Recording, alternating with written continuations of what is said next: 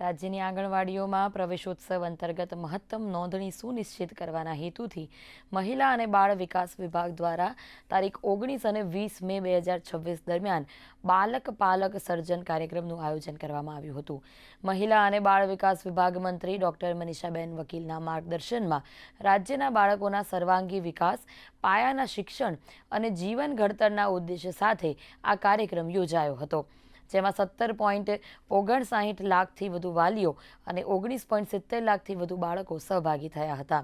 આંગણવાડી કેન્દ્રોમાં વાલીઓની ઉપસ્થિતિમાં બાળકોના વિકાસને વેગ મળે તે માટે વિવિધ કળા અને હસ્તકળાની પ્રવૃત્તિઓનું આયોજન કરાયું હતું.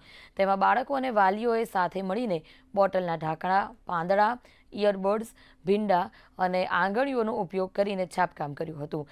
આ ઉપરાંત મણકા પરોવવા, રંગ પૂરવો, ફૂલ પાંદડાની હાર બનાવવી અને ખાલી બોટલમાં પાણી કે રેતી ભરવી જેવી બાળ સહજ પ્રવૃત્તિઓથી આંગણવાડીઓ ગુંજી ઉઠી હતી.